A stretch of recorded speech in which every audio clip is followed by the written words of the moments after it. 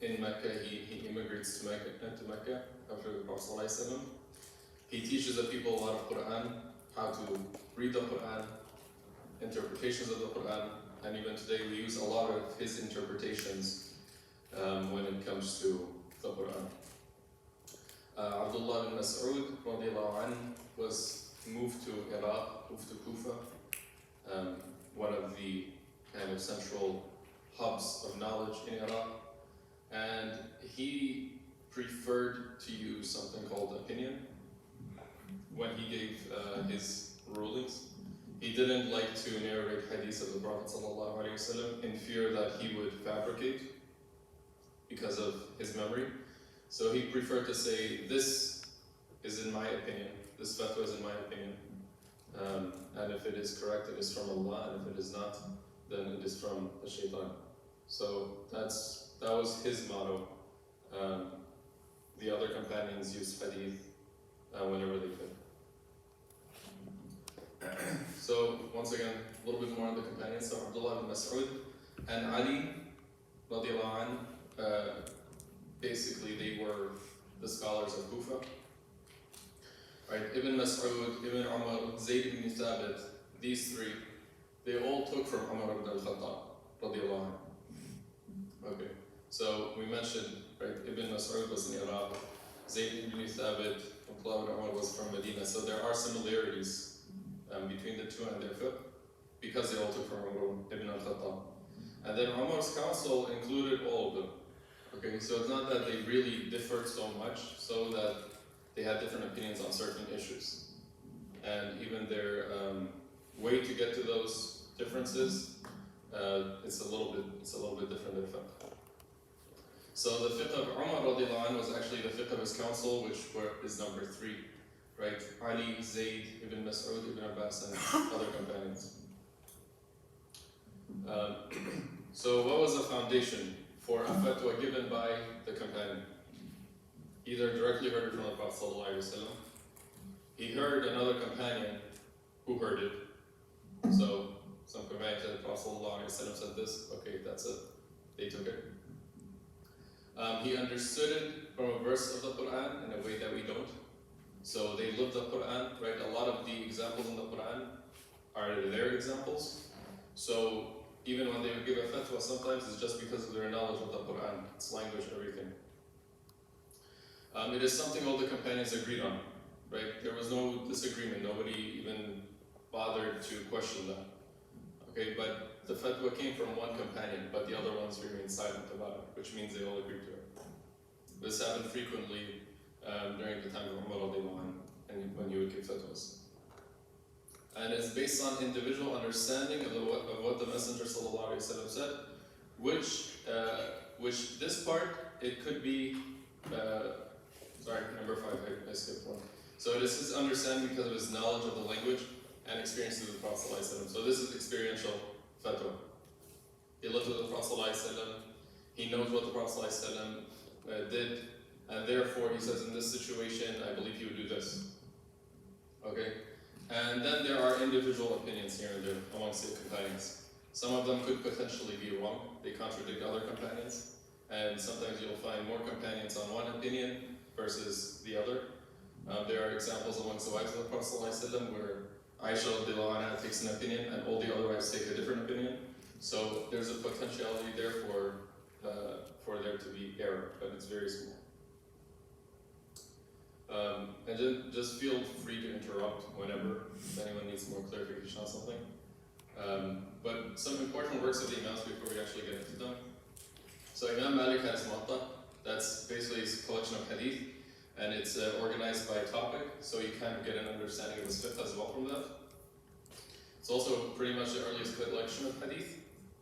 Imam Shafi'i had Kitab and Al-Risala, and these are both books of fiqh, and they're actually, it takes fiqh and makes it a science, right? Up until this point it was kind of abstract.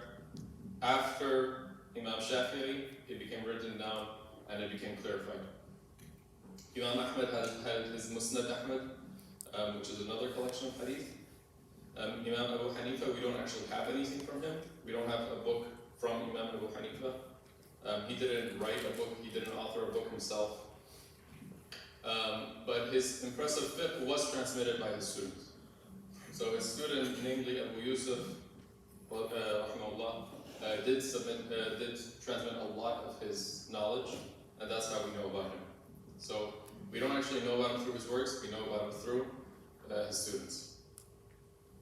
So, moving to the first companion. So Imam Malik, his father wasn't particularly interested in hadith. That doesn't mean he wasn't interested in the development of Imam Malik, but he got a lot of his knowledge in hadith from his grandfather. Okay, not from his father. But they all supported him and his quest for knowledge. So specifically Malik ibn Abi Amr, that was his grandfather, taught him a lot of hadith. When Imam Malik was a youth, a lot of his inspiration came from Umar ibn Abdul Aziz, which we know to be a rightly guided leader of the Muslim Ummah. So when Imam Malik was young, Umar ibn Abdul Aziz, he sends out a command to Medina that you guys need to collect the Sunnah and you need to preserve it. So this is the kind of society Imam Malik was growing up in. So obviously, when this order came to Medina, there were many scholars there, and Imam Malik was also there. So Medina was known to have the lion's share of scholars. And Imam Malik was in the center of them. So this man, Ibn Hurmuz, rahimahullah, was his main teacher for 8 years. Okay, this was a man that met companions. And he would sit at his door until the teacher would come out. So he wouldn't bother him, he would just sit at his door, and then the teacher would come out. He was very old at this point in time. And Imam Malik started teaching likely during adulthood. I mentioned this because there's a lot of, not a lot, but there are opinions that say he started teaching when he was 17 in Medina. Very unlikely, because there were a lot of intelligent scholars in Medina at the time, much older than him, much more mature than him. He spent 8 years studying with Ibn Hurmuz, which would make it almost impossible for him to have started teaching when he was 17, since he started studying when he was 10. So it doesn't line up. So there are going to be people that like to take their iman and take it to like the nth level, and he did this and he started. There's even like Abdul Qadir Jilani, they say he started fasting at birth. So there's always going to be those people, but reality is he started teaching much more likely during adulthood, not when he was a child, because nobody would permit that in Medina. He mainly divided his knowledge, the knowledge that he taught, into two parts. This was knowledge that he taught the people, and this was also knowledge that he reserved for specific groups. So he didn't share everything. He only shared the knowledge that would benefit people as a whole if he was at a large gathering. And if someone had a specific question and he felt like it's going to cause trouble, he would basically refrain from answering it and he would say, ask me after the lecture ends. So, fatwas and hadith. So, you learn from the tabi'in and tabi tabi'in. Right? Tabi'in meaning the one who follows the companions. Tabi tabi'in means one who follows the followers of the companion. Right? He learned Umar's fatwas. He learned Ibn Umar's fatwas, Aisha's fatwas, radiyallahu anhum ajma'in, and others. Right? He learned and memorized many ahadith, and he only documented the ones that he thought were free from defect in his muwatta. One thing to point out though, the emphasis on sanad, chain of narrators, was not here at this time. Okay, so if a person was trustworthy, they would write down the hadith, even if they didn't have a chain back to the Prophet ﷺ. So if somebody very trustworthy came and they said, I heard that the Prophet ﷺ said this, they would just write it down, no questions asked. Right? They wouldn't say who told you from who, right? It wasn't like the style of Imam Bukhari or Imam Muslim. Right? So this is basically when he diverges from his teachers and starts teaching himself. So he learns a lot from a man named Ibn Shihab, Nafi', and a man named Rabi'a. He eventually leaves Rabi'a, okay, and begins teaching on his own. Why? Because of a disagreement. Ibn al-Qayyim reports this disagreement from a man named Al-Layth, who was the friend of Imam Malik. They had letters between each other. And Imam Al-Layth, he's telling Imam Malik, he said, I know there was a disagreement with Rabi'a about something which happened. I knew about it, being present and heard what you said, along with what was said by those qualified to give an opinion among the people of Medina. So from this is apparent he had some kind of disagreement. It was audible, it was noticeable, he got upset, and it lasted for a period of time, such that he decided at this point in time he would leave this gathering. And this was because he felt the opinion of Rabi'a contradicted the opinion of most of the other scholars of Medina.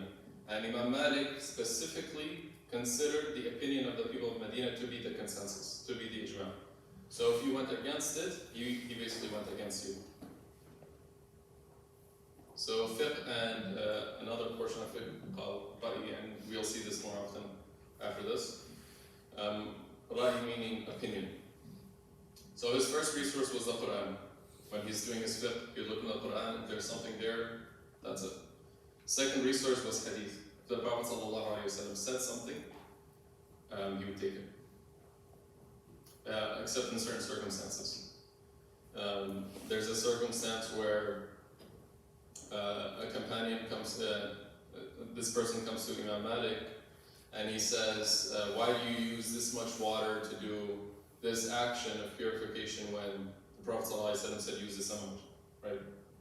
And then Imam Malik, rahimahullah, says, ask one of the people of Medina, he says, can you bring that picture that you have?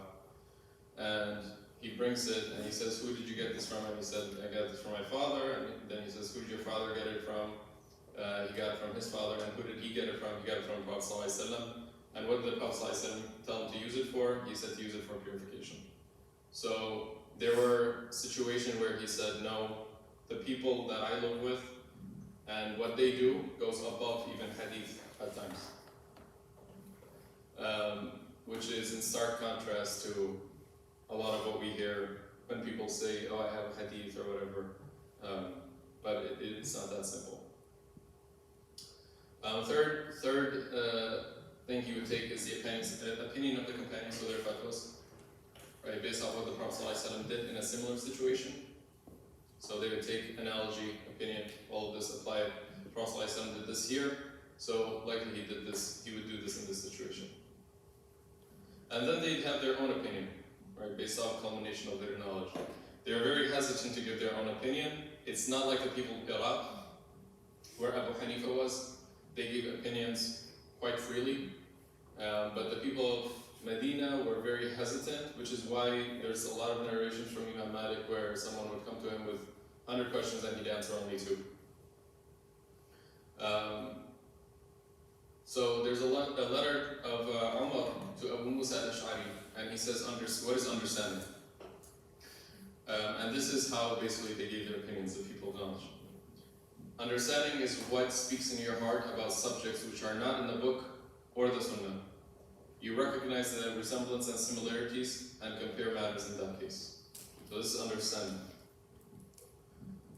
This is something that a lot of companions consider to be a gift from Allah. It's not something that everyone will have, where you understand the deen at an intimate level to the extent that you know this is likely haram, right? So you feel it, you know it. Why? Because of your experience with the Quran, with the Sunnah. Usage of hadith. So Imam Malik would take hadith even if the chain was broken in time. So we mentioned this. So this is because he prioritized the scholars of Medina who had met the companions. If they had narrated something and he considered them trustworthy and sound, he would document that hadith. So there are hadith in the Muwatta of Imam Malik, is considered da'if because there's no chain, but Imam Malik himself considered it strong because the person who spoke to him and narrated the hadith was a tabi'in, trustworthy, and free of defects. So he didn't have any cause to have doubt in what he was saying. Which is why you will see some Malikis, they use hadith that is considered da'if, not because the hadith is da'if, but because the person who actually narrated to them was a strong narrator and it's only da'if, weak, in the sense that there's no chain. So, summary of the madhhab. So, the source is at the top, right? Stated by Al-Qarafi in Tanqih al-Usul. So the foundational principles of the school are: number 1, the Quran; 2, the Sunnah; 3, the consensus of the people of Medina; 4, analogy, comparing things; 5th, the statements of the companions. Okay, and then 6, together with the masalih mursalah, so public benefit in mind. And what is meant by this? So there were situations, for example, when Umar radiallahu anh forbade cutting the hand of a thief. Why? Because it was a time of poverty. Okay, so it's in the best interest of the people to abrogate some rulings in certain situations because it would cause unnecessary hardship on them. So this is public benefit. Or of customs, there's no sunnah, there's no hadith about this, but it's silly for a person to do X, Y, Z in the custom of the people. So don't do it. Okay, so that's an example is you shouldn't wear, for example, earrings in certain areas of the Middle East, but there are African tribes that wear earrings normally. It's part of their culture, so it's part of their custom, and earrings themselves are not haram, so it goes based off of the custom of the people.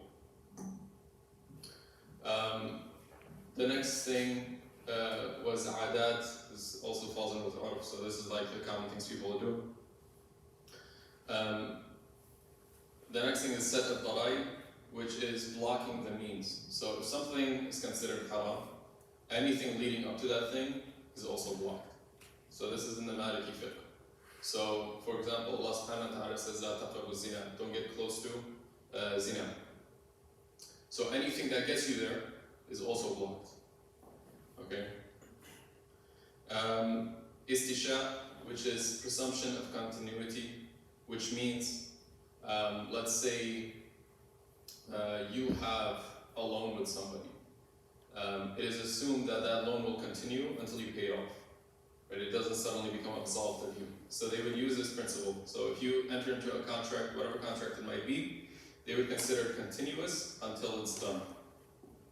And then there's istihsan, which is the last thing, which is their own personal discretion. So difference of opinion. So said by scholars that the people of Hadith were in Hijaz. Hijaz is Medina, Mecca, the entire kind of like west area of Saudi. And the people of opinion were in Iraq. Meaning the people of Hijaz, they would give a lot of their rulings based off of Hadith, but the people of Iraq had a lot of opinions. And we'll explain why. So basis is that the fuqaha of Medina, they criticized the fuqaha of Iraq for being far from the Sunnah and giving judgments based on their opinions. Iraqis denied this. Okay, so they said, you guys, you're not following the Sunnah, you should be following us, the people of Medina. You're not. You guys should be, re-evaluating what you're doing in your fiqh. The Iraqis said, no, we don't agree with you. So what is the differences? Differences in 3 main areas, and then we'll move on to Imam Abu Hanifa after this. So in Hijaz, Mecca, Medina, fatwas were from Abu Bakr, Umar, Uthman, Ibn Abbas, Aisha, and Hadith of Abu Hurairah. That's what a lot of their core judgment was. In Iraq, the Hadith and fatwas were from Ibn Mas'ud, okay, who was the judge of Kufa at the time. Okay, he was the Qadi of Kufa for many years, and he actually passed away there as well. And he, radiallahu anh, gave a lot of opinions, okay, on different matters, which we mentioned was because he was afraid to give hadith. Then there's also Ali there, radiallahu anh, Abu Musa al-Ash'ari, radiallahu anh, and then there was the judgments of Shuraih, which was a governor of Kufa, appointed by Umar, radiallahu anh. There was a lot of fitna, there was a lot of trials and tribulations. We know Ali radiallahu anh was murdered, his sons as well. So a lot of the things that happened in Iraq caused a lot of trials and tribulations to come. There were a lot of fabricated hadiths to support opinions that were false. And therefore they kind of leaned back on opinions because a lot of the hadiths that they were surrounded with could have been very false. So some facts about Imam Malik. He didn't like rebellions or revolutions. He preferred the people to stay patient. He didn't like the bloodshed of war. He was around, he was aware of the different wars that happened during his time. And every single one, he said, ended in large bloodshed, and he just didn't like it. He was whipped during the time of the Abbasids, to the point of his shoulders being dislocated. Why? They say it's because he gave a fatwa, and he narrated a hadith of the Prophet ﷺ, which the Prophet ﷺ said, it doesn't count as divorce if you were forced to. Okay? It doesn't count as divorce if you were forced. So, maybe there are some people in high positions that were forcing people to get divorced and taking, their wife or whatever. But Imam Malik's like, no, that's wrong. And so he got beat. His personality was that he would privately visit and advise rulers. He didn't go public, shout, whatever. He would privately visit and tell them. You won't find really any opinions from him where he publicly denounced any ruler. He felt sufficed with the knowledge of Medina. Okay, he felt no need to go outside of Medina. He said, this is literally the center of Islam, so any knowledge that is here should be the knowledge that's everywhere. He didn't feel it was the other way around. Near the end of his life, just to kind of mention this, in case somebody mentioned it, yes, he did become weak and he suffered from incontinence at the end of his life. This prevented him from going to the masjid, prevented him from going to Jumu'ah, any salah, anything like that. He would only meet people at his home. Okay, so that's just something that happened near the end of his life. He was asked this question, how can Allah settle on his throne? And I quoted this because it's interesting in the sense that we get a peek into the thoughts of Imam Malik. So this man comes and he says, you know the verse, the merciful settles on the throne. How can he settle anywhere? Abu Abdullah, which is Imam Malik. Imam Malik, he stays silent for a long time. He begins to sweat profusely. And the narrator of this, who saw this happen, he said, I've never seen Malik grieve at anything the way that he did at these words. People began to look to see what position he would take. Then he finally regains his composure, and he says, his settling is well known. This verse is well known, basically. The how of it is beyond comprehension. Asking about it is innovation. Belief in it is obligatory. I think you're misguided, get him out. Okay, so he affirms Allah subhanahu wa ta'ala's attributes, and he affirms what Allah did. He said, we all believe in this. Your question has no place in this Islam. So get him out. So the man calls out to him, the one who questioned him, and he says, oh Abu Abdullah, by Allah and there's no God but He, I asked the people of Basra, Kufa and Iraq about this question. I didn't find anyone who dealt with it as successfully as you have. Which means the man was happy with his answer. And perhaps he was deciding whether or not he should learn from Imam Malik. And they would frequently do this. They would pose a question to see if they should learn from the scholar. And at this point, it's obvious that he was satisfied with the answer. And final quote. So Imam Malik was the strongest of the hadith of the Medinans from the Messenger of Allah ﷺ, and had the most reliable isnads and the most knowledge of the judgments of Umar and the statements of Abdullah ibn Umar, Aisha, and other companions among the 7 fuqaha. There were 7 fuqaha of Medina, I didn't mention them, but you can look that up if you'd like. But basically, he is hailed as the strongest judge maker of Medina. Imam Malik, of course, Imam Abu Hanifa, differences. So they both took from Hadith, Quran, companions, and their opinions. The difference is the last point. So Imam Malik also took from the followers of the companions and their opinions, which means the tabi'in. He listened to their opinions and he followed them as well. Imam Abu Hanifa ignored the followers of the companions. Okay, he said whatever opinion they could come up with, I can come up with as well. So their opinion is legible to the amount that mine is. So he considered them men who strove to reach an opinion, same as him, and therefore didn't value traditions of Medina like Imam Malik did. So we know Imam Malik, his entire fiqh really is based off of the people of Medina. Imam Abu Hanifa was not like that, which is why a lot of Imam Abu Hanifa's fiqh is different. It's still based off of the companions, it still comes back from knowledgeable resources, but he didn't go and say, okay, you guys are all thinking like this, so I'm going to think like this as well. He questioned, which is what's important. So Imam Abu Hanifa, one source says 61 after Hijrah, the rest of them say he was born in Kufa, 80 after Hijrah. It's more likely he was born 80 after Hijrah. His father was Thabit ibn Zawti al-Farisi, very likely Persian. Some people say he was Arab, but much more likely he was Persian.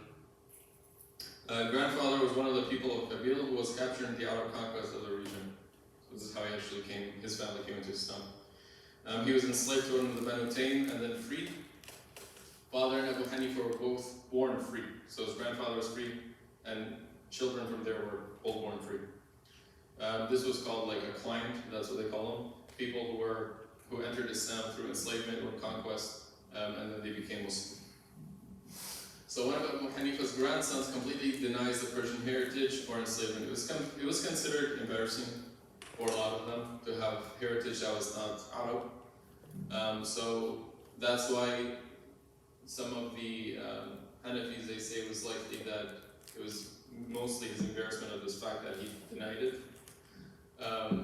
Some like to say he was tabi'in, but it's not clear that he studied with any companions, and therefore it is more accurate to say that he was a follower of the followers of the companions. He was alive during the companions, he likely met some of them, but he never sat down and learned from them. So it comes down to the point, is a tabi'in, which literally means the follower of the companions, considered anyone who meets a companion, or is it someone who actually sits down and learns from that companion?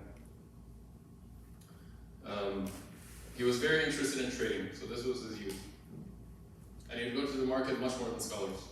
So when he was young, he wasn't very into the deen, he was more so into trade, wealth, collecting money, and he became very rich. Until one day, this man, Ash-Sha'bi, advised him to visit the scholars. He said, you should visit them as you visit the market.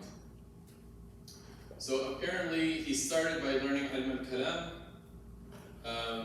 which Ilm al-Kalam was basically philosophy of Iraq. There was a lot of Greek philosophy, there was a lot of Persian philosophy, there was a lot of basically influence from outside countries in Iraq. It was more of a melting pot, you could say. And so they were exposed to a lot of different opinions and people asking questions like, where is Allah, where is this, where is that happening, etc., etc. So these questions didn't really reach Medina like they did. Yeah. I'm not going to read this whole thing. I left it there in case this PowerPoint gets shared. So he basically says, okay, I started with Kalam, and I realized that it's something that's going to deviate you eventually, if not today, tomorrow. And he said, I examined literature and grammar, and he said the end result of that was I would sit down and be teaching children grammar, and that wasn't something that I wanted to do in the future. He said I started studying poetry, and then I realized at the end of it, I'll just be doing satire, eulogies, whatever, and even criticizing the Quran, most likely, because that's what poets did. So he finally said, I will seek hadith, but he then said, if I were to do that, I would have to do this for such a long time. By the time I become useful, I would be very old, and then the people would say, Imam Abu Hanifa has issues in his memory, don't take hadith from him, it's likely fabricated. And he said, I don't want that kind of responsibility. And then he said, I turned to fiqh, and he said, no matter which way I looked at it, that was the way to go. It only increased in self-esteem, and I couldn't find any fault. I saw that it involved sitting with the scholars, fuqaha, shaykh, and people of insight and taking on their character. I saw that it is only by knowing it that obligations are performed properly in the deen and worship established. Seeking this world and the next world can only be done through it. If anyone desires to seek this world through it, he seeks a weighty matter and will be elevated by it. If someone wants to worship and divest himself, no one can say he worships without knowledge. Rather, it will be said this is fiqh and acting by knowledge, and therefore he pursued fiqh. So, I already mentioned this, but most scholars of the time of Abu Hanifa were clients. So the major scholars, a lot of them were captured and became Muslim. So a client is a person who was conquered at some point in time that is not of Arab heritage. And he was mainly the student of Hamad ibn Abi Sulaiman. So Kufa was a melting pot. There were Syriac Christians, there was Greek philosophy, there was Persian philosophy, there were Shiites, there were Mu'tazilites, there were Kharijites, and knowledge was transferred freely, and it was a place of conflicting opinions, unlike Medina. One opinion in Medina usually. Fiqh of Abdullah ibn Mas'ud, which was also based off opinions, and Ali ibn Abi Talib, who was, as we know, antagonized when he became Khalifa. So during the Umayyad reign, they wanted to appoint him to be the seal for the orders of the Khalifa. So they said, we want to send out orders and we want you to be the final seal on it. Why? It gives them basically authority and saying, hey, we got Abu Hanifa seal on this. He rejected. Why? He said, you want me to seal something that commands for a Muslim to be executed and seal that and send it out. He said, I will not be responsible for the death of any Muslim. So he rejected. He was beaten terribly. When he was finally allowed to go, he ran to Mecca. That was 130 after Hijrah. He stayed there until 136, so 6 years, when Mansur became the Khalifa and the Abbasid rule pretty much began. The Abbasids said they stated they would follow the rule of the Prophet's family and equate someone from his family. But they didn't choose from direct children, rather they chose from his uncle's sides of the family. So Abu Hanifa, because of his origin in Iraq, he did have an intense love for the companions, for the family of the Prophet ﷺ, and he preferred them over anyone else. So Muhammad, may Allah be pleased with him, the pure soul, was the son of Fatima, radiallahu anha. He revolts against Mansur, and Mansur, which was the Khalifa at the time, sent out a caravan to meet him, and eventually he was slain. So Imam Abu Hanifa was supportive of al-Mansur until this point. After this point, he became very upset. He was very upset with what had transpired and was open about his disagreement with the Khalifa and claimed the Khalifa should not be followed in this matter, meaning don't obey him if he says to kill anyone from the Prophet's family. Later on, Ibrahim, the brother of Muhammad, was also executed by Mansur. So Abu Hanifa at this point was very critical and open about his opinions. So this separates him from Imam Malik. So in this case, he was very vocal about his defiance against the Khalifa. So his death. Al-Mansur was suspecting Abu Hanifa for some time. He wasn't comfortable with him. He wanted to make Abu Hanifa the qadi, basically by saying, if you become the judge, you're proving that you're on my side. Abu Hanifa refused. Refusal here is not political for Abu Hanifa. He just didn't like to be judged in anything. He avoided it. He preferred to teach knowledge. But it could also potentially be political, in the sense that Abu Hanifa was like, I'm not going to align myself with you. So he's reported to have been taken to jail and flogged and died shortly thereafter, or he was poisoned when he was in jail, or he was freed at some point while he was in jail, and he basically refused to teach. That's why we have nothing from him after this point. Okay, so he goes back home, potentially after he's flogged, he promises, and he says, I'm not going to teach anymore, and he just goes home, and he dies peacefully. We know that it's very likely Al-Mansur was not the one who flogged him or commanded this. And the reason being is that he prayed on his grave after his death. And as a whole, Al-Mansur was very against hurting any scholars. He didn't want to be considered as a person that punished scholars. So this suggests that he did not kill him. It was not Al-Mansur's way to punish the scholars who did not fight him. So let's talk a little bit about his knowledge background. So he's taught by Hamad ibn Abi Sulaiman. He learned in Mecca as well when he moved there. He was exposed to many different beliefs, including Shi'ism, so it was a melting pot of Kufa. He did meet companions, including Anas ibn Malik, Abdullah ibn Abi Awfa, and others. Disagreement is, did he narrate from them and learn from them, or not? So this is because he was mainly interested in the markets at a young age and was perhaps too young to seek knowledge the other ways, with disagreement on what tabi'i means. So I guess let me ask you a quick question. What is a disagreement on what a tabi'i means? Follower or companion? Like whether like he actually like studied with the companion, Yep. or if they just met him. Yep. Yeah. So that's the main disagreement. Did they study or did they just kind of like Assalamu alaikum? Oh, you met Prophet ﷺ. That's amazing. So the argument is, and I tend to lean more towards that If you're a tabi'i, it should mean you follow and you learn from the companion. So fiqh-wise, Abdullah bin Mas'ud primarily gave fatwas based off of his opinion. You know, Abdullah bin Mas'ud was the companion who was stationed in Kufa. So opinions were based off his experience with the Prophet ﷺ. It's not just like out of thin air, oh yeah, I feel like this is right, this is wrong. He would say, this is my opinion. If it is correct, it is from Allah. He was afraid to narrate from the Prophet ﷺ in fear of narrating incorrectly and therefore lying about the Prophet ﷺ. The people of Kufa were, quote unquote, not afraid of giving their opinions. Why? Because of all the philosophical debates happening at the same time.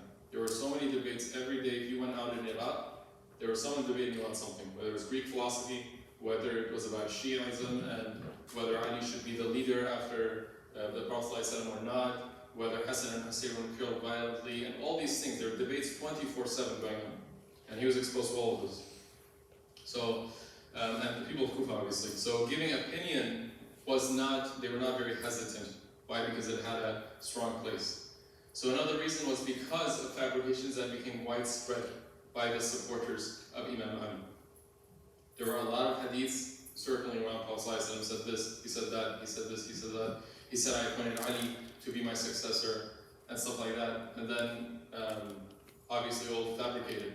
So they were hesitant to take hadith, and therefore they relied more so on Quran and what hadith they knew to be true, and gave opinions based off of that.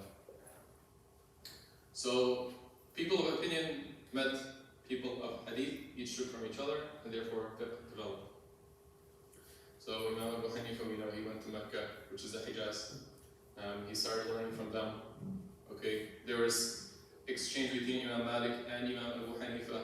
So they started learning from each other. So the people of Medina became a little bit more relaxed in their attitude towards giving opinions. And the people of Iraq became more fond of hadiths and preferring them over their opinions. So that's basically the kind of origin of the common fiqh. So transmission of this fiqh, we said Abu Hanifa did not write any books. There's nothing authored by Abu Hanifa himself. So Abu Hanifa's student, Abu Yusuf, he was the chief qadi for the government at the time. He is said to have transmitted much of what we have today in terms of his fiqh. Al-Shaybani was also a student of Abu Hanifa, but more so a student of Abu Yusuf, also recorded his opinions. And Al-Shaybani said that he would avoid writing down Abu Yusuf's opinion with Imam Abu Hanifa. So we know that the compilation of fatwas that Imam Al-Shaybani has is very, very, very, very, very likely from Abu Hanifa. And it is stated that perhaps Imam Abu Hanifa ordered Abu Yusuf to write according to the way he wanted and review what was written. So it is perhaps that Abu Hanifa said, hey Abu Yusuf, I want you to write this down. This is the title of this section. This is what I want you to write down. Okay, repeat it to me. What did you write down? No, correct this, correct that. So there's also that possibility. Abu Yusuf wrote many books, as did Al-Shaybani. So in the books of Abu Yusuf, there is hypothetical fiqh. So he's required to have had 30,000 to 60,000 hypothetical questions answered. One of them is if a person is in a place where he's moving at a fast speed, i.e. in the sky, hint, hint. Where would this fatwa apply? You're trying to pray? Plane. Okay, that's how we get that fatwa, how to pray in a plane. Okay, so that fatwa comes from Abu Hanifa and the Hanafi Madhhab. Okay, they thought about this, they're like, yeah, what if we're in the sky and we're flying? Okay, obviously for them, an impossibility. People would ridicule them, what the heck are you guys doing? But it came to fruition. Mursal hadith, so these are the hadiths that have no chain of narrators. So hadith from someone trustworthy, but no chain. Hanafi says it's accepted from the first 3 generations, but not afterwards. So Prophet ﷺ and his companions, Tabi'in, and the Tabi'in. These hadiths were in fact accepted at the time until fabrication became widespread. So this was not something debated. Okay, everyone accepted Mursal hadith. There was no need for connection. But then people started coming out and they were saying, Prophet ﷺ said this, Prophet ﷺ said that, and it was all false. So now change became necessary. And need for authenticating hadith began. So what is the summary of the fiqh? the Hanafi method. First, they rely on the Quran, then the Sunnah, then the fatwas of the companions, then consensus. So they did value consensus. Consensus of what? People of Iraq. And in general, the scholars during the time of Imam Abu Hanifa and Imam Malik, they didn't really like to deviate too much from the people. Okay, but if they had to, Imam Abu Hanifa was the one to do it. Analogy. So this happens a lot in the Hanafi method. So they take something, doesn't even maybe it hasn't even happened yet, and they say by analogy to this situation, this is the fatwa. So opinion, right? Their own personal opinion, and they would also put into the fatwas the customs of the people, which we mentioned before. Customs apply when there's no real hadith or there's no opinion a person should have, right? A person shouldn't say, oh, earrings are for women, okay? It depends on the custom. So, that's there. So Imam Shafi'i, third Imam. So, he was born 150 after Hijrah. That's agreed upon finally. The other two, nobody agrees on when they were born. He was a descendant of Abdi Manaf, which means he was fully Qurayshi. First one to be fully Qurayshi, which was the noblest of lineage. However, he grew up poor and he was an orphan, so he wasn't noticed. And he was born in Gaza. His quest for knowledge. He started learning in Mecca from the fuqaha and scholars there. So that's the beginning of his knowledge. Muslim ibn Khalid al-Zanji gave him permission to give fatwa at a very young age. He could have stopped, but he heard about Imam Malik and therefore moved to Medina. He memorized, before going to even Medina, he memorized al-Muwatta. So he borrowed the book from a sheikh, he took it and he memorized the entire thing. He then read it to Imam Malik within a few days and finished learning with Imam Malik until his death. This does not mean he stayed with Imam Malik 24/7. Okay, he would travel a lot. And this is what makes Imam Shafi'i unique. First, scholar from the Madhhabs that would travel frequently. This means he was exposed to a lot of different customs, a lot of different cultures, which helped shape his fiqh, and also shape what he would do next. So after Imam Malik passes away, he leaves and he becomes the judge of Najran. He's poor, he needs kind of financial stability. He becomes the judge of Najran. This place was known for corruption. They couldn't corrupt Imam Shafi'i. So at the age of 34, so because they couldn't corrupt him, obviously what are they going to do? They're going to beat him. Seems to be the case here. We've seen this twice already. So at the age of 34, he was sent to a trial in Baghdad. He was exonerated, and they did beat him up. Or they tried to beat him up, but then he's like, don't beat me up. He gave some reasons for it, and they let him go. So he's exonerated. He meets Muhammad ibn al-Hasan al-Shaybani, who was what? Whose student was he? Al-Shaybani. Abu Hanifa. So he learned Maliki fiqh, and now he's going to learn Hanafi fiqh, and he also learned from Mecca as well. So now he's combined like three regions. So he learns the fiqh of the Hanafis. So therefore he has combined the knowledge of the Hijaz, which was Mecca, Medina, that region, with Iraq. So when he went to the Iraq, basically, he would debate with them 24/7. Why? Because he had Maliki origin. His fiqh was Maliki in origin. So you say, how are you guys saying this when there's this hadith, or the people of Medina are doing this, X, Y, Z? Okay, so now you can see he's actually testing the fiqh of what? The Hanafis. Okay? Which is also helping him formulate his own fiqh. So he stayed in Iraq likely for about 2 years, and then returns to Mecca with their books. And this is when Ahmad ibn Hanbal meets him as well, when he returns to Mecca. So, and this is the birth of his method. So when Imam Shafi'i returns to Mecca, he began teaching again. And this time it was not Maliki fiqh, nor was it Hanafi, but rather it was a mixture and combination of both. A product of his knowledge of the book and the Sunnah, knowledge of Arabic, information about people when he traveled so much, analogy and opinion. This is what made him unique.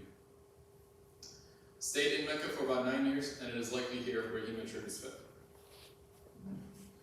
He returns to Baghdad in 195 after Hijrah, so he's about 45 now. So you can tell he's done all of this, and he's still pretty young. He didn't focus on rulings and questions. Okay, so he didn't necessarily like to have gatherings around, ask me a question, this is the fatwa. He preferred to focus on universal rulings and teaching that. So he finally took the fiqh and wrote it down in stone. He's like, okay, this is what fiqh is. These are the universal rules that you should apply to everything else. So he relied on universal rules and principles to get answers to the questions and derive the rulings, not the other way around. Not the sheikh is the only one who knows, and you need to now decipher his fiqh from the sheikh. It was the opposite way. He said, this is my fiqh, this is how I get to my rulings.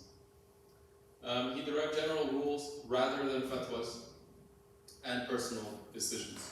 Okay, so he liked to speak in generalities. This caused scholars and students of knowledge to rush him. Finally, someone was teaching them fiqh, okay, actual fiqh.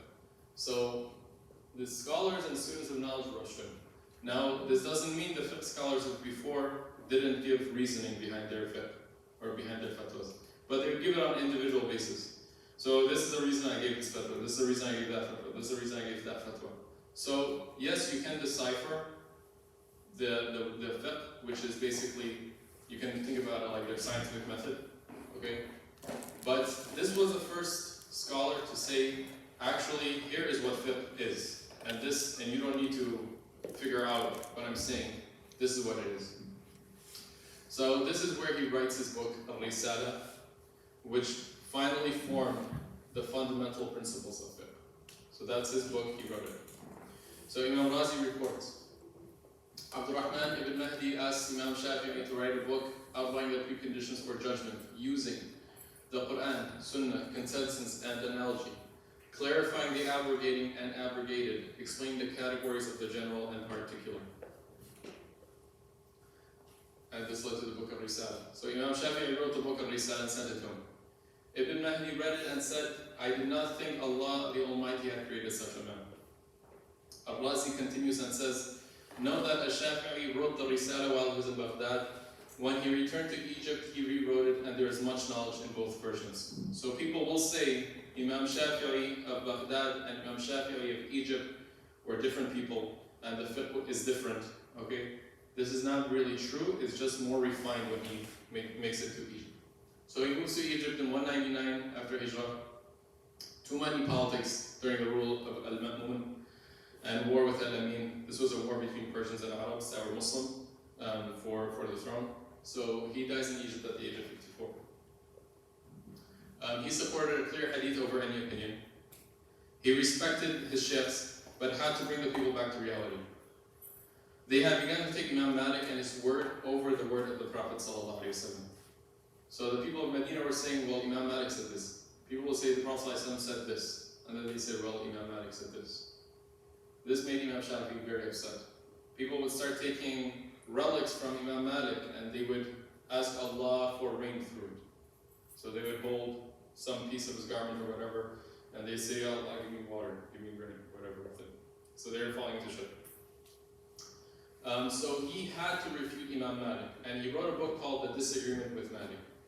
Okay, it took 1 year of istikhara for him to actually publish it. So for one entire year, he was asking Allah, should I do this, should I do this, should I do this, and he finally decided. His fiqh summary. He hated kalam, which was basically apologetics, philosophy, what we just mentioned. He hated it. He believes there must be a khalifa, under whose rule the believer acts, enemies are fought, roads are made safe, and this khalifa should take from the strong for the weak and remove corruption. So he held the opinion that the khalifa should be Qurayshi. Number one, should be Qurayshi. This is supported by hadith. Okay. And there's no need for bay'ah if it is not feasible. Bay'ah is when a person becomes khalifa, you pledge allegiance to him. He believes that khalifa should be Qurayshi because of the noble heritage connecting to the Prophet ﷺ. Then he also looks at the Sunnah in relation to the Quran, and also the Quran in relation to the Sunnah. And he has 5 ranks of fiqh, and they are. And this is in order of how he actually gives a fatwa. So the book and the firm Sunnah, they are the same rank because one explains the other and vice versa. Quran has ultimate authority in invalidating a hadith, however. So, for example, there's a hadith, it says XYZ, but we know the Quran has been narrated by so many different people. Therefore, if the Quran says something opposite of a hadith, it's fabricated. Consensus of the scholars that came before him and during him, points which they all agree. So he did actually look at consensus. Number 3, statement of one of the companions of the Prophet which there was no argument against. This was the third thing he took. 4th, statement which there was argument amongst the companions. He believed the scholar should choose the one that he thinks resembles the Quran and Sunnah the best. And last, he didn't like to use, but he would use if he had to, analogy based on the previous 4. We'll finish off with Imam Ahmad, inshallah. So Imam Ahmad was born in 164 AH, died on 241 after Hijrah. There were 300,000 present at his death. And he was taught by many sheikhs, too many to list. Main ones are Hisham ibn Bashir ibn Abi Hazm, that was hadith. Learned traditions of Ibn Amr and Ibn Abbas. Az-Zuhri, even more hadith. He also met Imam Shafi'i for fiqh. Imam Ahmad said about Imam Shafi'i to his friend Abu Yaqub, he said, "Oh Abu Yaqub, learn from this man. I've never seen anyone comparable to him." One of the issues Imam Ahmad faced was Quran, was it created or not? This was a question brought forth by the Mu'tazilites, and this issue of kalam, philosophy. They would do this a lot. Was the Quran created? Where is Allah? Does Allah see? How can you see Allah if He's not actual form? And etc. etc. So they would do all of these things. This is why he hated kalam. He thought it was a bid'ah. So there was a caliphate of Al-Ma'mun at the time. So this was the Persian leader. He won. And there was a persecution of Minha. So persecution of Minha was any scholar who said Quran is not created was brought and beaten until they said yeah, it's created. Once again, the pattern of beating scholars. So interesting point, who is a companion? Who is a companion?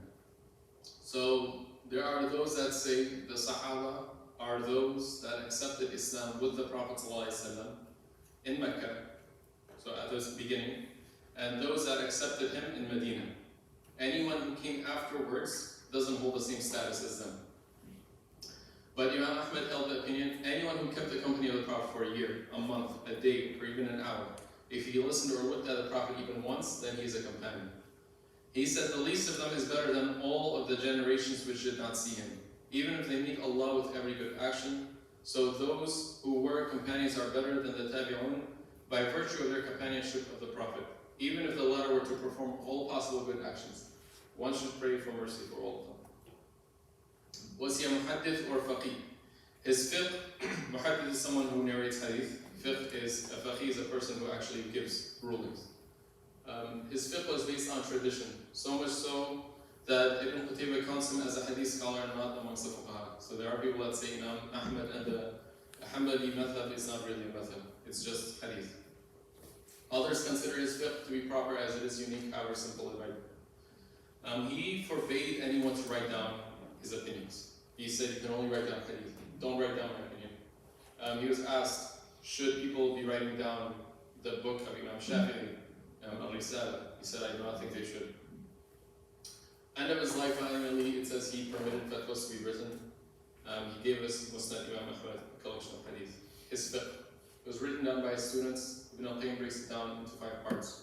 There are people that question the fiqh of that Hanbali madhhab, namely because Imam Ahmad did not allow anyone to write his fatwas or opinions or process to which he got his opinion. But we do have some students that potentially wrote it down. Ibn al-Qayyim breaks it down into 5 parts. Number 1, firm text before any fatwa. So Abdullah ibn Abbas, so he actually did this over opinions of companions. So there was Abdullah ibn Abbas, radiallahu anhu. He gives a fatwa on pregnant widow, which means if a widow, while she's pregnant, right, husband dies while she's pregnant, she gives birth, she needs to wait the full iddah, which is 2 months and a few days, before she can get married. Imam Ahmad bin Hanbal has a clear hadith, and therefore he says, no, Abdullah ibn Abbas in this situation made a mistake, and therefore anyone who is pregnant and their husband dies, and if they have the baby, they can get married right away. You don't So this is an example of text before fatwa. So hadith or Quran before any fatwa. So undisputed fatwas of companions was the second source. Third source, disputed fatwas of the companions. So this, he would take the best of the opinions. Then he would take mursal or weak hadith. Mursal hadith was hadith without any chain. And finally, he would use analogy. Imam Shafi'i actually advised him, only use analogy if you need to. Fiqh continued. Consensus, did he use it? No, he did not. There's no consensus in Ahmad bin Hanbal's madhab. He considers the consensus of humans to be wrong. Why? Because Allah subhanahu wa ta'ala says in the Quran, if this book was revealed by anyone other than Allah, you would see many contradictions in it. So he believes there's no such thing as consensus after the Prophet ﷺ and his companions. Fatwas of the Tabi'in, maybe. Sometimes you consider them, not all the time. Istishab continuity, which we mentioned before, applies when you give a loan to someone and you want to continue. And the principle of ad-darai, which is, I would say, exclusive to the Hanbali method, which means you help the ruler in what he rules, and you basically carry out his orders to the best of your ability, and you support him to the end, if he's a Muslim, obviously. So he does have this principle, and he says if the ruler commands you to do something, anything that leads to that, and the goodness in that, should be done, and anything that goes against that should not be done. And yeah, that's it. Jazakallah khair. That's the form of that. So if anyone has any questions, I don't know, I can answer. Go. Okay, so we were talking about how, like, for example,